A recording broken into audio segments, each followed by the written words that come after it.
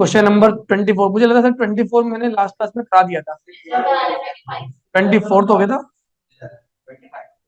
25 से स्टार्ट करते हैं। If the third and ninth term of an AP are 4 and -8, हमें क्या बताया? थर्ड टर्म बताइए एक तो। मतलब थर्ड टर्म का मतलब होता है a+2d, कितना है 4। यही डायरेक्ट मैंने एक इक्वेशन बना दी। फिर कहता है नाइन्थ टर्म कितनी? -8। नाइन्थ टर्म का मतलब होता है a+8d, जो कि कितना होता है -8। ये बन गई इक्वेशन नंबर 2। कहता है which term of this AP is zero. देखो आपको दो बातें बताइए, एक a3 a+2d मतलब, और एक टर्म बताइए a+8d नाइन्थ टर्म। ये हमें दो टर्म दे रखी हैं, और कहता है ये बताओ कि इस एपी की कौन सी टर्म जीरो होगी। तो हमने क्या मान लिया? ए एन क्या होगा? जीरो। अब मुझे ए एंड डी पता चल जाए तो मैं यहाँ पर एन फाइंड कर दूंगा। ए और डी फाइंड करने के लिए मुझे दो इक्वेशन दे रखी है, मैं दोनों इक्वेशन को सब्ट्रैक्ट कर देता हूँ। तो लिखने की ऐड सब्ट्रैक्ट मत लिखो, चाहे तो आप लिखो सीधा from equation 1 and 2। Elimination method लगाएंगे हम। a+2d is equal to 4 and a+8d is equal to -8। Sign change करने होंगे मुझे। इसके साइन चेंज, ये माइनस, ये प्लस, एंड ये भी प्लस। ये कैंसिल हो गया बच्चे, मैंने यहाँ गलत साइन लगा दिया। माइनस -6d, एंड यहाँ पर आएगा 12। अगर मैं डी की वैल्यू सोल्व करता हूँ तो डी की वैल्यू आएगी -2। Now putting the value of D, जो डी की वैल्यू आई है, putting the value of D in equation, या तो 1 में रख लो या 2 में रख लो। मैं 1 में रख लूंगा, 1 मुझे आसान सी लग रही है थोड़ी सी। क्या है बच्चे? ए प्लस, अच्छा सीधा कलर, a+2d, डी की वैल्यू कितनी है? -2 इज इक्वल टू 4। बेटा -4 उधर जाके प्लस हो जाएगा 8। ए की वैल्यू 8 आ गई, डी की वैल्यू हमें दे रखी है। अब इसने ये कहा कि कौन सी टर्म इसकी जीरो होगी, तो मैंने कहा इसकी जो nth टर्म है वो जीरो होगी। मतलब ए एन क्या होगा? जीरो। जिस टर्म का मुझे नहीं है पता, जो टर्म मेरे से पूछ रहा है कौन सी टर्म है, तो मैं उसको nth टर्म बोल देता हूँ सीधा कि भाई ये है nth टर्म। इसका साइज थोड़ा सा और छोटा कर दो। ए एन क्या होगा? जीरो। ए एन को बेटा हम क्या लिख सकते हैं? a+n-1 × d is equal to, आपको ए की वैल्यू पता है, डी की वैल्यू पता है। ए की वैल्यू कितनी है? सॉरी 8 + n-1, एंड डी की वैल्यू कितनी है? Is equal to 0। बेटा सोल्व करो, ब्रैकेट ओपन करो, 8 - 2n plus is equal to 0। कितना आया? 10 - 2n। तो -2n को यही रख लेते हैं, 10 को इधर ले जाके -10, माइनस से माइनस, n की वैल्यू क्या आ गई? 5। मतलब इसकी फिफ्थ टर्म क्या होगी? Will be zero. Fifth term will be zero. ठीक है ना? n is equal to 5।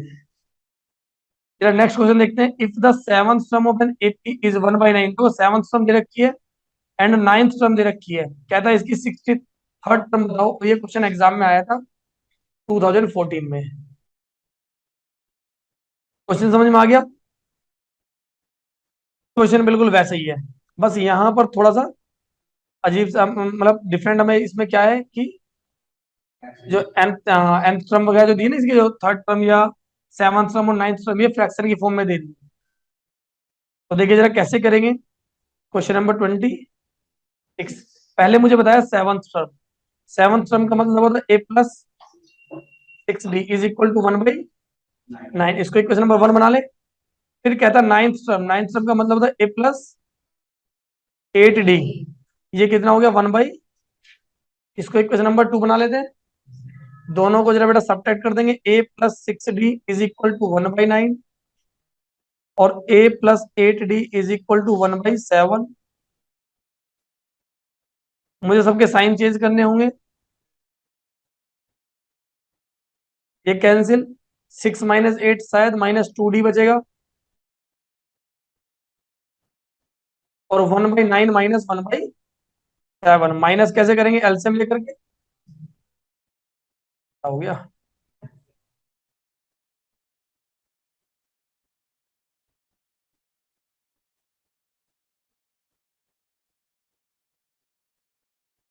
ऐसे भाई नाराज हो रहा है? हैं, क्या कह रहा है? उन्हें बड़ी बात सुन ली। हाँ जी। एलसीएम लेगा इनका 63, 7 - 9 -2/63 -2d। तो -2d इज इक्वल टू -2/63। इसे सॉल्व करेंगे तो डी की वैल्यू आ जाएगी 1 बाई, क्योंकि -2 को बेटा से डिवाइड मिलेंगे, -2 से -2 कैंसिल, 1/63 आ गया। डी की वैल्यू आ गई 1 बाई। अब डी की जो भी वैल्यू आई है आप इसे पुट कर दो, चाहे तो इक्वेशन नंबर 1 में या इक्वेशन नंबर 2 में। क्या 1? अच्छा 1 में पुट करें, ठीक है। तो जरा डी की वैल्यू पुट करते हैं, इक्वेशन नंबर 1 में आएगा a+6, और डी की वैल्यू 1/60 इज इक्वल टू 1/9। बच्चे ये ए 6+63 हो जाएगा 6 बाई, कुछ होगा ही नहीं क्योंकि कैंसिल, अच्छा कुछ कैंसिल हो रहे हैं, हाँ यस कैंसिल हो रहे हैं, दोनों 3 से तो कैंसिल हो रहे हैं दोनों से, ये, हाँ 3 कितना, 3 × 2 = 6 और 3 से 21, कितना आ गया 2/21। ये लो, अगले स्टेप में ए ऐसे रहने तो 1/9 -2/21, लेकिन कोई फायदा नहीं हुआ। एलसीएम लोगे 9 और 21 का तो कितना आएगा, 63 आना है। बात वही मैं भी तो ये कह रहा हूँ, कोई फायदा नहीं हुआ। यहाँ कितना आएगा 7, और यहाँ कितना आएगा 1/63। समझ में आया कि नहीं आया? भाई अगर समझ में नहीं आया तो प्लस माइनस करना तुम्हें नहीं आता है, सही समझ में आता है? प्लस माइनस करना नहीं आता है, हाँ? किस किस को समझ में नहीं आया है? अरे हैंड तो रेज करो जिसको समझ में नहीं आया, गर्व के साथ बोलो नहीं आया समझ में। ट्यूशन किसी ने लगाया, समझ में आया तो फिर यहाँ क्यों आते? कि नहीं, किसको नहीं आया समझ में? हमको आ गया समझ में। यार मुझे अभी भी विश्वास नहीं हो रहा, ये कॉन्फिडेंस आ ही नहीं रहा कि सबको समझ में कैसे आ गया। हाँ देख देख, एक किसको नहीं आया ना, आकाश को। हाँ उतार ले, फिर क्यों रुक गया? ना ना उतार ले भाई। हाँ देखो जरा, अनंत ने बिल्कुल बात सही कही है, जिस चीज को समझ में आ गया पूछ लो, भाई पता चल जाएगा। दूध का दूध, पानी का पानी अलग हो जाएगा, नालायक। ध्यान दो, इधर इधर, ओए इधर आ जा। बात करने पहुंच गया तुरंत, मौका पाते ही। ये था, ये यहाँ तो समझ में आया था। अब इससे ऊपर का मत ना बोलना समझ में नहीं आया। ये 1/9, इसको 2/21 को इधर लेके चले जाओ। एलसीएम लेके, माइनस एलसीएम लेंगे बेटा, इन दोनों का एलसीएम 63 आएगा। 9 से कितना 7 टाइम्स पाता है, तो 7 की मल्टीप्लाई ऊपर कर दी मैंने। 21 से 3 मल्टीप्लाई करना होता तो 3 की मल्टीप्लाई ऊपर कर दी, कितना आ गया 7 - 6 1 1/63। ए भी आ गया, डी भी आ गया। क्वेश्चन आपसे जानना क्या चाहता है? क्वेश्चन कह रहा है कि भाई आपको बतानी थी 63 टर्म। कौन सी 63rd टर्म? देखो जरा क्वेश्चन दिखाता हूँ मेरी। Find its 63rd term. तो भाई 63 टर्म कैसे निकालेंगे, a+62d। ए क्या है 1/63 प्लस डी कितना है बेटा 1/, सॉल्व करोगे आंसर आएगा 1 प्लस 62/63। दोनों का denominator same, 1 + 62 63/63, answer is 1। Clear? कर सकते हैं? इतना ज्यादा कुछ था नहीं, बस ऊपर का था सॉल्व करना, बाकी तो भाई कर सकते थे। अब छाप लो जल्दी से, जितने जल्दी करना है किसी को। यहाँ तक का छाप लो ऊपर ऊपर का, बाकी खुद से कर ले नीचे का। तो मैं वीडियो पॉज कर देता हूँ।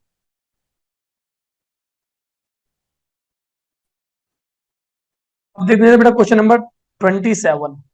The 17th term of an AP exceed, मतलब ज्यादा होना, इट्स 10th टर्म बाई 7। अगर मैं इसकी हिंदी मीडियम की बात करूं, एक एपी का 17वां पद 10वें पद से 7 ज्यादा है। 17th टर्म एक्सीड मतलब ज्यादा है 10th टर्म से बाई 7।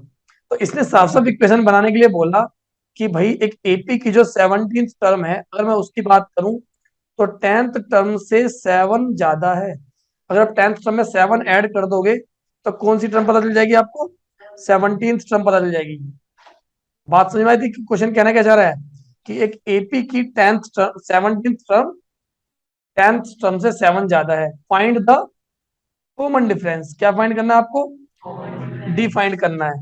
तो ये क्वेश्चन आप खुद से करेंगे, बस मैंने इतना समझाना था कि A17 क्या है, A10+7, और आपको डी फाइंड करना है। हिंट दूं क्या?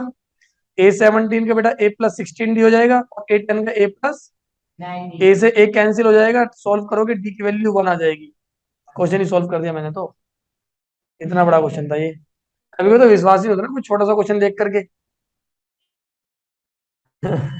The seventh term of an AP is 32। देखो अब ये क्वेश्चन मैं नहीं कराऊंगा प्लीज।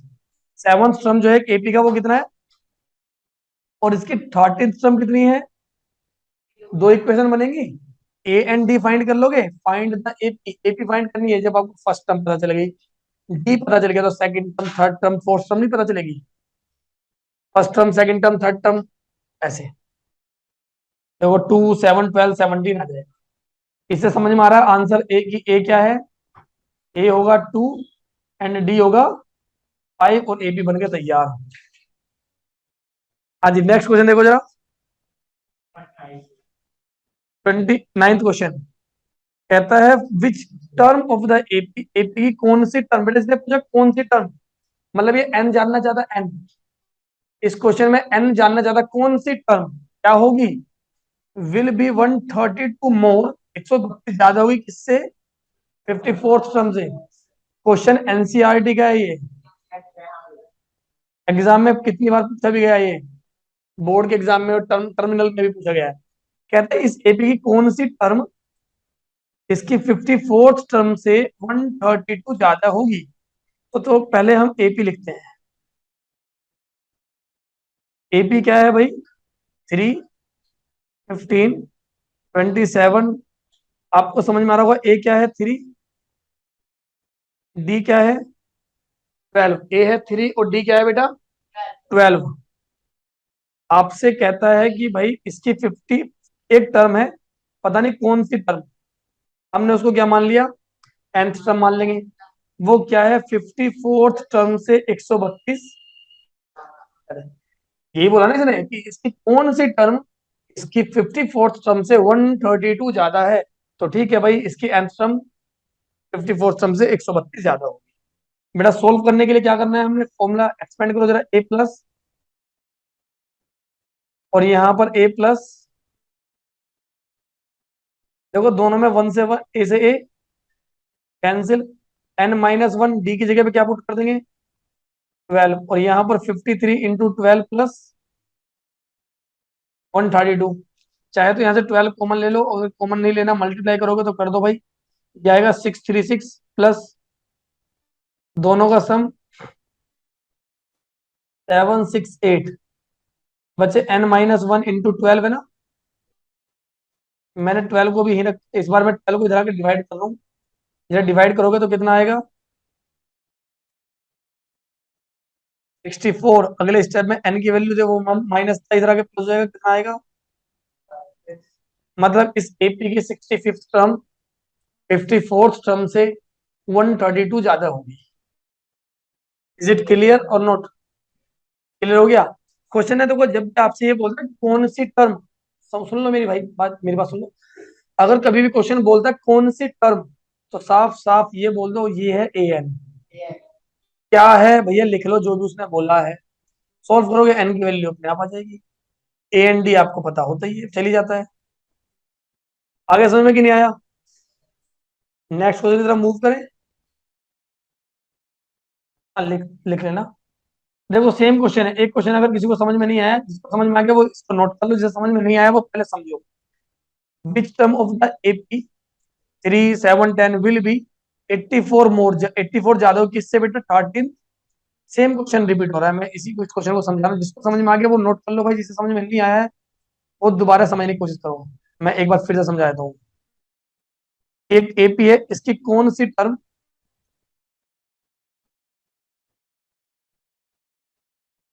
अच्छा क्वेश्चन एपी एपी का दिया हुआ है 29 30।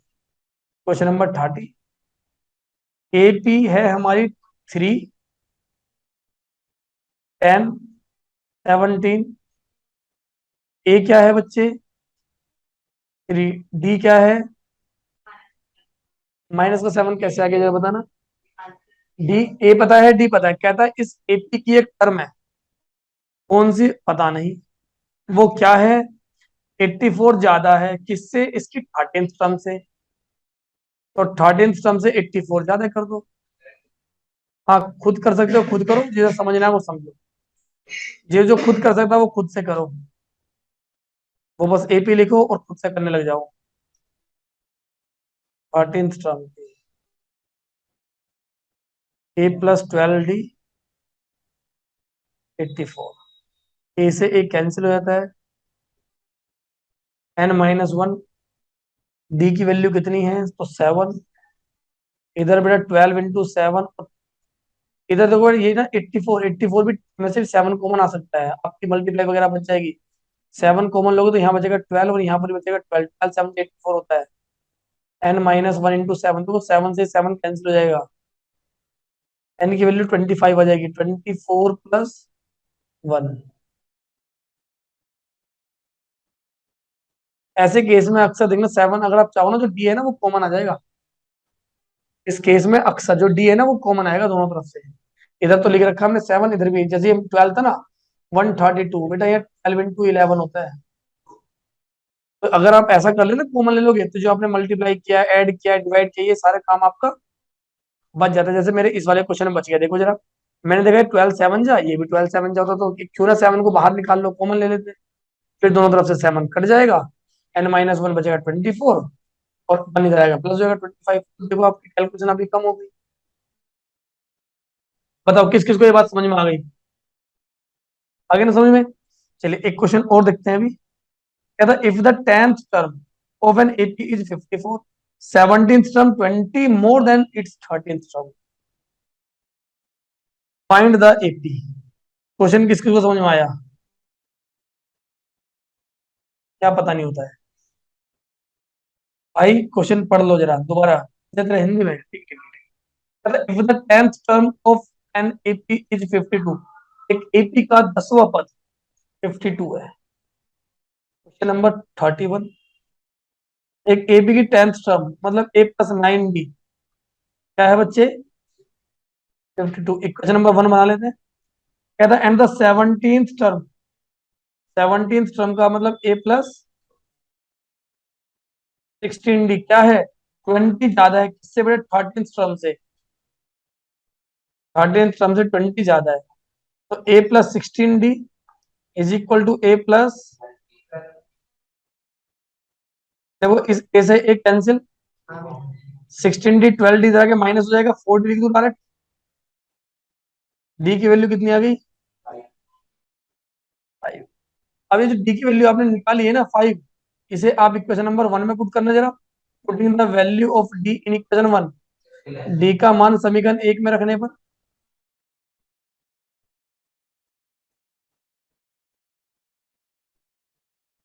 A+9D, 9 5 जा 45। ए की वैल्यू कितनी आ गई बच्चे? 7। क्वेश्चन आपसे क्या जानना चाह रहा था? Find the AP। जब आपसे कभी बोलता है AP बताओ, तो आपको ए और डी चाहिए होता है, तो देखो ए फर्स्ट टर्म आ गई 7, बेटा सेकंड टर्म क्या हो जाएगी? 7+5। भाई तू तेरे को हो गया है। थर्ड टर्म क्या हो जाएगी? 7+2D, ये तो 5 है ना, 2D। 17, तो AP क्या बन गई? 7, 12, 17, 22 dot dot dot. Answer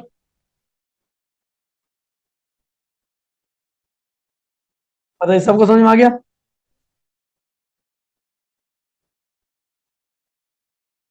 next question तो बढ़े क्या? जल्दी से नोट करो पहले। हाँ जल्दी से नोट कर लो इसको। हम्म। अच्छा नाइट मोड में ऑफ करना है। चलिए बेटा क्वेश्चन नंबर 32, अभी डिफरेंट टाइप के क्वेश्चन है कुछ। क्या डिफरेंट टाइप के, इसमें आपको एपी नहीं दे रखी, आपको पहले एपी बनानी। अब एपी यहाँ ए और डी से नहीं, यहाँ डिविजिबिलिटी से एपी बनेगी। डिविजिबिलिटी मतलब देखो क्या है, how many three digit numbers, तीन डिजिट के कितने नंबर्स हैं जो सेवन से डिविजिबल है। आपको वो नंबर ढूंढने जो सेवन से डिवाइड होते हैं और वो भी थ्री डिजिट वाले। तो सबसे पहले थ्री डिजिट का कौन सा नंबर है जो सेवन से डिवाइड होता है, तो भाई वो है 105। उसके बाद सात ऐड कर दोगे 112, और लास्ट में जाकर के आएगा 994। अब कुछ बच्चे यहाँ क्वेश्चन कहते हैं सर ये पता कैसे चला, ये याद करेंगे क्या हम? अरे नहीं भाई देखो मैं बता दूं कैसे। मुझे ये बताओ थ्री डिजिट का सबसे पहला नंबर कौन सा होता है? 100। चलो चेक करते हैं 100 सेवन से डिवाइड होता है या नहीं। नहीं, वो तो मुझे पता है। सेवन वन जा seven, two three three three zero, seven four जा, रिमाइंडर क्या बचा? अगर ये टू कम होता, अगर ये टू कम होता तो क्या रिमाइंडर बचता टू? भाई अगर मैं 100 में से टू माइनस किया तो 98 होगा, तो 98 तो डिवाइड होता है, बट मुझे ये नहीं चाहिए भाई, मुझे तो तीन डिजिट चाहिए। तो इसमें एक आप नेक्स्ट जो नंबर आएगा 105 आएगा, ये डिवाइड होता है। 100 को जब मैंने डिवाइड किया, थ्री डिजिट का पहला नंबर लिया, तो मेरा रिमाइंडर आता है टू, मेरा रिमाइंडर जीरो आता तब तो डिवाइड होता। कितना रिमाइंडर आया? टू। तो सेवन में से टू, इसमें से मैंने 100 में से टू माइनस किया, आता 98। 98 में मैंने दोबारा सेवन ऐड कर दिया, तो मुझे पता चलेगा कि हाँ भाई नेक्स्ट टर्म जो है 105 से डिवाइड होती है। फिर उसके बाद सात सात सात सात में ऐड करते चला गया, कि एपी का तो रूल ही है भैया, कॉमन डिफरेंस होता है। अब 994 कैसे आया? अब मैंने थ्री डिजिट का सबसे बड़ा नंबर लेके दिया, सेवन से डिवाइड करो, सेवन वन जा सेवन, शायद टू बचता है, सेवन फोर जा 28, शायद वन बचेगा, सेवन टू जा 24, सेवन टू जा 14 होता है शायद, रिमाइंडर आई थिंक फाइव आना चाहिए। अगर मैं 9,999 में से फाइव माइनस करूंगा तो मेरा गणित कहता है 994 आएगा। तुम्हारा गणित क्या कहता है बता देना मुझे, सोचना पड़ेगा, चलिए सोच के बताना घर से, और ये होमवर्क है। 999 में से फाइव माइनस करके लाना घर से, गूगल गूगल कर लेना। चलिए ए आ गया। कुछ बच्चे कह रहे हैं गूगल भाई इसके लिए तो टीचर अपॉइंट करना पड़ेगा, होम ट्यूशन लगाना पड़ेगा। क्या होम ट्यूशन लगा सकते हैं? देखो ए पता है, बी पता है, और ए एन भी पता है। भाई फाइंड क्या करना है, ये बताओ ये है कितने, गिन के बता दो, तो एन बता दो, बता दोगे? गूगल करो, घर जाओगे, घर से बताओगे। अरे भाई ए एन का formula A plus N minus one into D, A भी पता है डी भी पता है, ठीक है ना? सोल्व कर लेना, एन की वैल्यू आ जाएगी, मेरे हिसाब से तो 127 या 128 आएगा, जो जो मुझे याद है। हाँ मुझे ऐसा याद है 127 या 128 है भाई, और ये गलत भी हो सकता है सही भी हो सकता है। हाँ नेक्स्ट देखो बिल्कुल इसी के जैसा, इसी का भाई बंधु देखो जरा, how many two digit numbers, ये छोटा भाई है, डिविजिबल भाई थ्री, थ्री से डिवाइड होने वाले टू डिजिट के नंबर ढूंढो। हमने कहा लो टू डिजिट वाले थ्री से, इसके लिए तो हमें डिवाइड करने की जरूरत नहीं है, ऐसे ही बता देंगे। सबसे पहले 12, फिर 15, बेटा 10 थ्री से डिवाइड होता है, बस इतना मत जा, लास्ट बता दे। लास्ट टू डिजिट का नंबर 99 है, और वो भी थ्री से डिवाइड होता है। तो ए पता है क्या है? 12। डी पता है क्या है?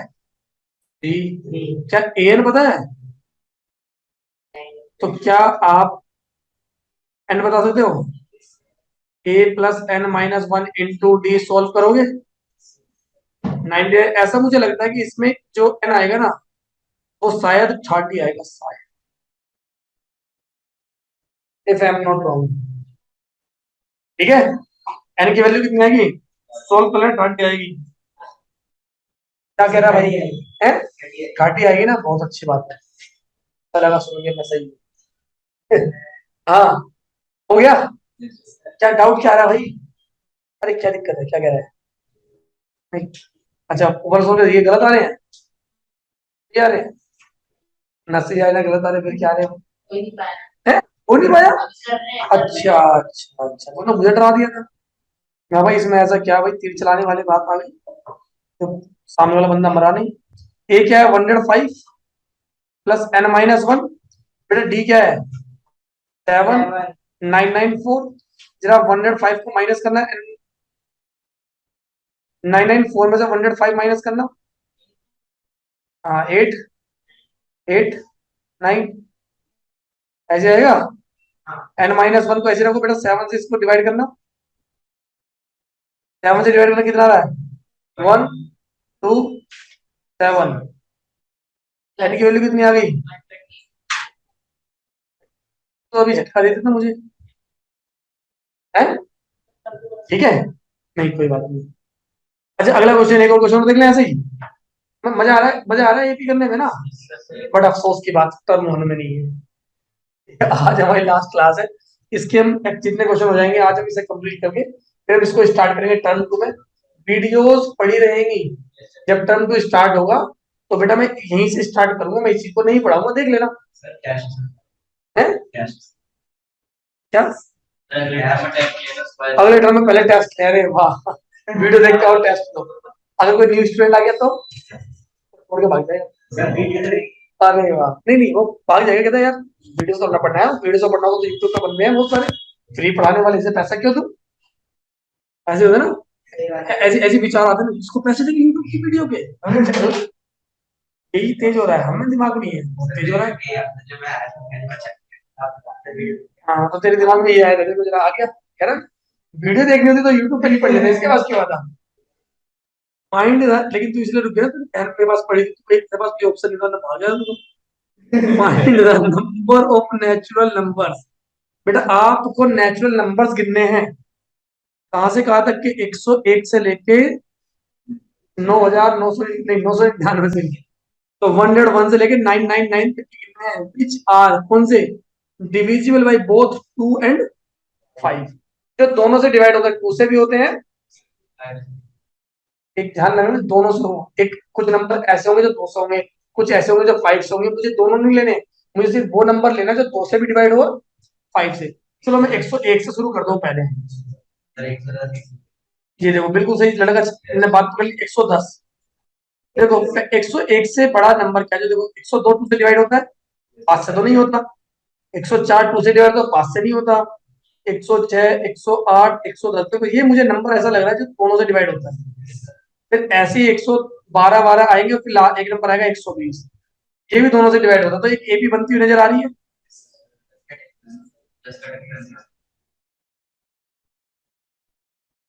और लास्ट मुझे लगता है 990 होने की। अब आप यहाँ पर कम नहीं गिन सकते, अरे ए पता है भाई, बी पता है, ए एन भी पता है। यार एक क्वेश्चन करा दिया ऐसा, एक क्वेश्चन दो करा दिए, दो क्वेश्चन करा दिए, तीसरा क्वेश्चन भी अब नहीं कराऊंगा, नहीं ना, अब तुम्हें शर्म आ रही होगी। How many multiples of 4 lies between 10 and 250, कुछ कह रहे सरब, वो क्या होती है? हमने तो एक ही चीज सुनी है, हम तो सरकारी स्कूल के बच्चे, जिसने की शर्म उसके होते करम। भाई हम नहीं करते शर्म ना, ऐसे ऐसे ऐसे विचारों में चलने वाला कौन है? ये रहा। हाँ सबके दोस्त हो गए ना, तुम नहीं होगे, तुम्हें छोड़ दो, तुम सबको छोड़ के तुम्हारे दोस्त हो गए। हाँ जी, how many multiples please, how many multiples, multiples मतलब होता है जो उसके टेबल में आते हैं, जो उससे डिवाइड होते हैं ना, मल्टीपल्स वो। और हिंदी में इसको बोलते हैं बेटा गुणज, गुणज लिख देता हूँ वरना कहेगा ये क्या बोले, गुणज, गुणज बोलते हैं इसको। तो ऐसे कितने मल्टीपल्स हैं 4 के, जो 10 और 250 के बीच में आते हैं, तो यानी एक एपी बनानी पड़ेगी भाई, तभी तो गिन पाएंगे। सबसे पहले 12 देखो 4 से डिवाइड होता है, नहीं इतने दूर मत जाओ, लास्ट बता दो बस। 258, अभी 248 कैसे बताया? एक काम करो 250 को डिवाइड करो 4 से, 4 से डिवाइड करोगे ना लास्ट में रिमाइंडर 2 आ जाएगा। कहते बस ये 2 ने खेल बिगाड़ दिया, काम करो इसी को भगाओ, इसी को हटा दो बस यहाँ से, 248 बचा। ए पता है बेटा, डी पता है, ए एन पता है। यार एन निकालना कितनी बड़ी बात है, तुम्हें निकाल दोगे तो भाई, गलत तो नहीं बोल रहा मैं कुछ, कुछ गलत बोल रहा हूँ तो सही कर सकते हो मुझे। द सम ऑफ, बेटा सम किसका? Fourth and eighth term of an AP is 24। अगर एक एपी की फोर्थ टर्म मतलब A4, और इसकी एपी की एट्थ टर्म, बेटा दोनों को हम ऐड करते हैं ना, तो इनका सम आता है 24। क्वेश्चन का मतलब ये है, एक एपी के फोर्थ और एट्थ टर्म का सम आता है 20। बात क्लियर हो रही है? तो एक काम करो, आगे जाने से पहले इसी को एक्सपेंड कर लेते हैं, ए प्लस और ये कितने ए हो गए, और ये कितना हो गया, इज इक्वल टू, देखो पूरे की पूरी इक्वेशन 2 से डिवाइड हो रही है, नोट कर लेते हैं इसको, ए प्लस इक्वेशन 1 बना देना, तो मुझे ए पता ना डी पता, and the sum of sixth and 10th terms, बेटा सिक्स टर्म और 10th टर्म दोनों को ऐड करोगे तो कितना आ रहा है, 44। ए सिक्स का मतलब क्या होता है, और भाई ए 10 का मतलब क्या होता है, दोनों का सम, कितने ए हो गए, कितने डी हो गए, क्या कुछ डिवाइड वाइड हो रहा है, 2 से डिवाइड हो रहा है तीनों, ये दूसरी क्वेश्चन बन गई। अब देखो एक इक्वेशन ये बनी, एक इक्वेशन ये बनी, आज क्लास की शुरुआत हमने ऐसे क्वेश्चन से की थी, तो इक्वेशन बन रही है भाई, ए भी आ जाएगा एंड डी भी आ जाएगा, तो क्या फिर आपको एपी बनानी बहुत बड़ी बात है, फिर तो छुटकियों का छुटकियों का क्वेश्चन खूब आया था कोई एग्जाम में। हाँ, जब जब तुम ऐसे गली में नंगे घुमा करते थे है ना 33 का कितना आंसर है? पता है 33 तो छुट्टी हो गया हमसे, कितना है? हाँ तो 28 कैसे आ जाएगा यार?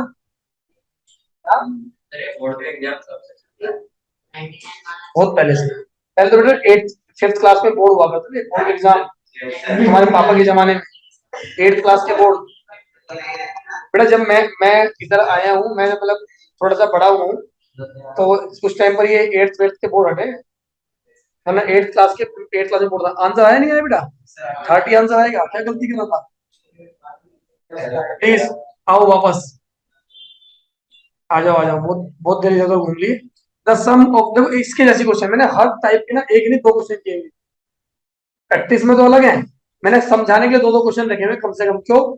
क्योंकि ऐसे बच्चे होते हैं ना मंद बुद्धि और हंसने की बात नहीं है, मंद बुद्धि मतलब तुम सब कोविड वाले हो, पढ़ के पता नहीं कैसे आए हो, तुम्हें किसी ने 10th क्लास में भेज दिया है, तो मुझे कोई चीज दो बार ना समझानी पड़े, एक क्वेश्चन दो बार ना समझा के क्या दो क्वेश्चन एक बार कर लो, है ना?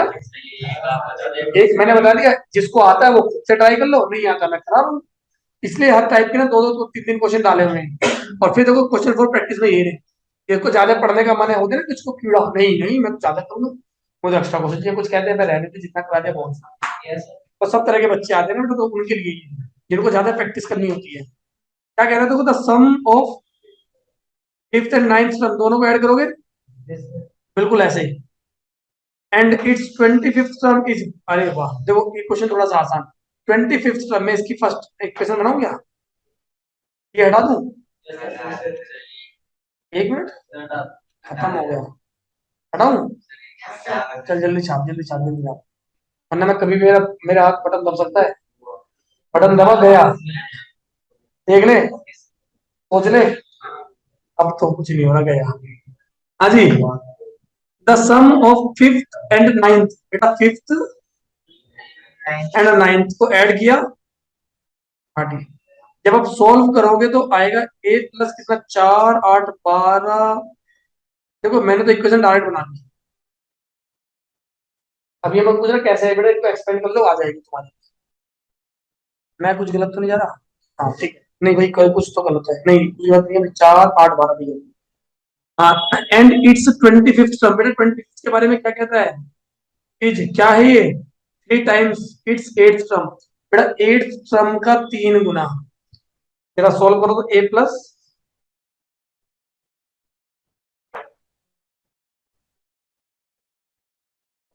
24 डी,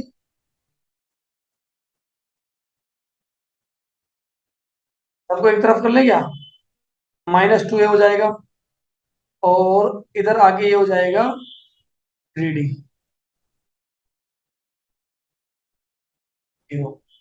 एक इक्वेशन 1 बन गई, एक इक्वेशन 2 बन गई, सॉल्व करोगे एलिमिनेशन मेथड से ए एंड ई की वैल्यू इसको एलिमिनेशन मेथड नहीं आता बता देना भाई। वीडियो पड़ी है। नहीं, उसकी वीडियो पब्लिक नहीं है, अनलिस्टेड है, लिंक मैं प्रोवाइड कर दूंगा तो देख सकते हैं। नहीं आता तो ठीक है, उसकी वीडियो बहुत हर चैप्टर पढ़ लेंगे बेटा। वीडियो बस तो बहुत है, तो थोड़ा बहुत चाहिए हमको। आता है ना, बस सही है, बस इतना ही बहुत है। हाँ, क्रॉस मल्टीप्लिकेशन नहीं है सिलेबस में। अरे जब नहीं है सिलेबस में काहे बताए। अरे ऐसे नहीं, अगर सीबीएसई ने कोई रिलेटेड टॉपिक में आपको मार्क्स मिलेगी। ठीक है, करेक्ट, हाँ ठीक है। अरे अरे प्लीज प्लीज प्लीज आ जाओ, बातें नहीं, अभी क्लास ओवर होने वाली है, उसके बाद बैठ कर चाय वाय मंगाएंगे, कोल्ड ड्रिंक मंगाएंगे, बात करेंगे, बस थोड़ी देर के लिए चुप रहो और मुझे 10 मिनट झेल लो, उसके बाद फिर मजे करेंगे। If the fifth term, fifth times, if 5 times the fifth term of an AP is equal to 8 times its eighth term, so that its 13th term is 0। कुछ बच्चे कह रहे कहना क्या चाह रहा है, कहना क्या चाह रहा है, जरा इसको समझते हैं। कहता है एक एपी का 5 टाइम इक्वल है किसके, नहीं नहीं, 8 टाइम्स ऑफ एट्थ टर्म। मुझे समझ में नहीं आया एक बार अभी तक, मुझे तो आ गया भाई, पहले तो समझोगे तुम भी। देखो, एक एपी का फिफ्थ टर्म का 5 टाइम्स, हिंदी में इसको मैं बोलता हूँ एक एपी के 5वें पद का 5 गुना 8वें पद के 8 गुने के बराबर है, तो दर्शाइए 13वां पद 0 होगा। अभी समझ में नहीं आया। एक एपी के 5वें पद का 5 टाइम्स ऑफ फिफ्थ टर्म, लो भाई, 5 फिफ्थ टर्म का 5 times is equal to 8 times it's eighth term, 8वें पद का 8 गुने के बराबर है। पॉसिबल कैसे है अभी देखना, एक एपी के फिफ्थ टर्म का 5 टाइम्स उसी एपी के एट्थ टर्म के 8 टाइम्स के बराबर है, तो आपको शो करना है कि इसकी 13th टर्म 0, ये प्रूफ करना है। चलो क्वेश्चन करना शुरू करते हैं पहले। नहीं नहीं, तुम देख वो देखना शुरू करो, तुम सोल्व करना मत शुरू करो, फर्स्ट टाइम क्वेश्चन कर रहे हैं। ये क्या होगा,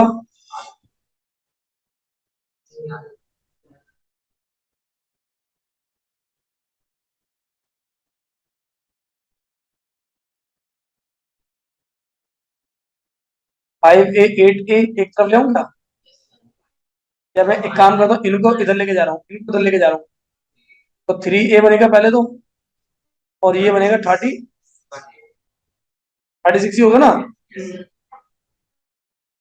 अच्छा, 13th टर्म जो है इसको जरा एक बार एक्सपेंड करना। ये प्लस, एक काम करो यहाँ से 3 को कॉमन लेना बेटा, जैसे आएगा, मैं कुछ गलत तो नहीं कर रहा। इस 3 को जब डिवाइड मल्टीप्लाई हो जाएगा, डिवाइड हो जाएगा, नीचे आ जाएगा उधर, क्या बन जाएगा 0। A+12 इज इक्वल टू, इसको मैं A13 बोल सकता हूँ। क्वेश्चन में था क्या, हो गया सोल्व, हो गया प्रूफ, बस इतना था। कुछ बच्चे कह रहे हैं अभी तो सदमे से बाहर नहीं आए, ये क्वेश्चन हुआ क्या था हमारे साथ, ये क्या हुआ, ऐसा कैसे हो गया सॉल्व, हमने तो समझना शुरू किया था, है ना, तो भी सक्षम, अभी तो हमने समझना शुरू किया था। हाँ लिख भाई, लिख बिल्कुल, तू कहे तो मैं तेरी कॉपी नोट कर दूं। ऐसा तुम्हारे लिए मुश्किल है, ट्रिकी से कहा था यार। देखो बेटा, देखो क्वेश्चन, क्वेश्चन ने कहा कि फिफ्थ टर्म का 5 टाइम्स, मैंने लिख लिया, मैंने कहा फिफ्थ टर्म का 5 टाइम्स, कहता क्या है ये, कहता इसी एपी के 8 टर्म के 8 टाइम्स के बराबर है। अब मेरे पास और कुछ था ही नहीं सारा, मैंने क्या करा, इनका एक्सपेंड कर दिया, एक्सपेंड करते साथ देखा ना यार, मैंने ए और डी को एक तरफ ले आया, मुझे दिख रहा है 3 कॉमन आ रहा, मैंने 3 कॉमन ले लिया, अपने आप ही A+12 डी आ गया, मुझे तो पता नहीं चला क्वेश्चन हो कैसे गया, देख रहा हूँ क्या करूं, अरे जो करना था हो गया वो तो। ऐसे ही क्वेश्चन है कुछ ये वाला, और ऐसे ही क्वेश्चन है कुछ ये वाला, करा दूं फटाफट या रहने दूं, एक बार ट्राई करना, नहीं होंगे तो बाद में बात करेंगे, लेकिन अब नेक्स्ट क्लास में इस चैप्टर को हम यहीं पर रोक रहे हैं, नेक्स्ट क्लास में हम न्यू चैप्टर स्टार्ट करेंगे, और न्यू चैप्टर जो होगा मैं आपको बता दूं, पहले अगर कोई बच्चे को थोड़ा बहुत ज्ञान है तो उसके बारे में पढ़ के आना, अभी बताऊंगा। चैप्टर नंबर 7, कोऑर्डिनेट ज्योमेट्री करेंगे, क्योंकि ये चैप्टर हमारा टर्म 1 में नहीं है, और अगर किसी के टर्म 1 में है तो मुझे बता देना, मैं इस चैप्टर को करवा दूंगा, ठीक है ना। हाँ जी, क्या बोला जा रहा है? अब क्या ऊपर करूंगा इसको, कुछ है नहीं। हाँ, क्या क्या समझाना है? मैं इसको वीडियो बंद कर दूं फिर समझाता हूँ।